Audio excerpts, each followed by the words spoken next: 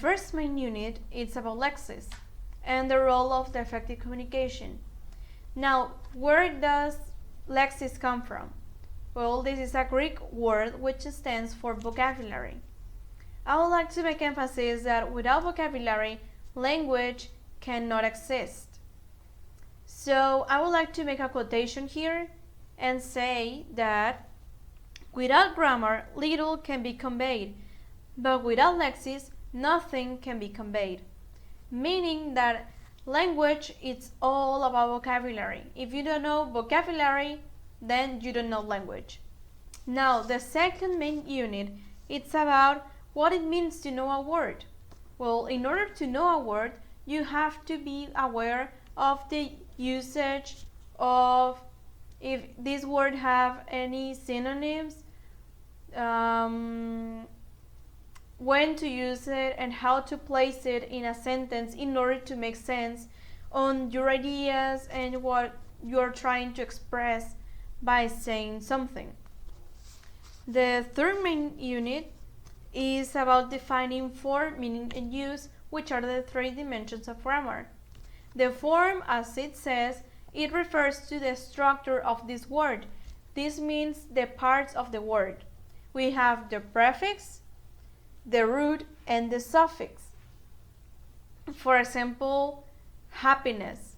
Happiness, happy is the root word, and ness is the suffix of this word. Secondly, we have meaning. This refers to, well, the meaning of the word and how does society perceive this word. Maybe it doesn't have a negative denotation, which is the meaning of the dictionary, like the literal meaning, but it has a negative connotation because of culture or because of society and way of thinking, and it involves so many things about connotation.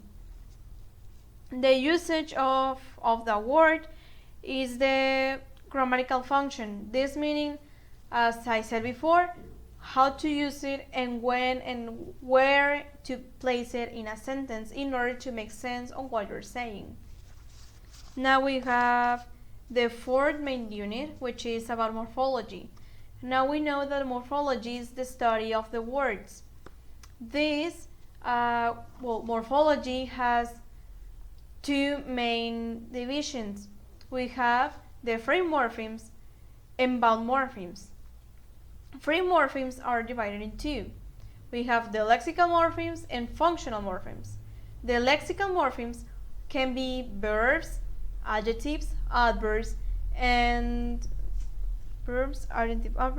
nouns. And functional morphemes, can be prepositions, conjunctions,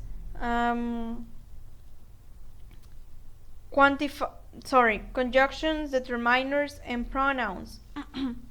On the other hand, we have bound morphemes. These cannot stand by themselves. And here we have also two divisions, which are derivational and inflectional. Derivational can change the word form, can be from noun to an adjective or to an adjective to a noun. Noun to an adjective or verb to a noun. We have here also the suffixes, like as I mentioned, happiness, we have ness, the termination er, and the prefix re or re. And we have the inflectional morphemes, which are for example, possessives, plurals, singular in present simple form, plural third person present simple form, verbs in ing, termination in ed, comparatives er, and superlatives est. And last but not least, we have how words are created. Now the fifth main topic is how words are created. We have 7 ways on how this can happen. The first one is the borrowing. That is when languages adopt a word and adopt it to another language. For example, fiancé or français, that comes from the French, but it's used in English speaking countries. Affixation, that is when the same root is used. For example, use, useless, unuseful, and so on.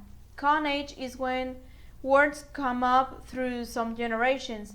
For example, selfie, or now that we have Google as a verb. Onomatopoeia, that is when sounds come or turn into words, such as pom, sas, tas. Acronyms, that is the usage of letters to replace words. For example, BRB, be right back. We have clipping, that is when people short long words into short ones. For example, sis or bro. And last but not least, we have blending, that is when people functionate two words into one. For example, breakfast and lunch, brunch. And that's all from my part. Have a nice day and see you later.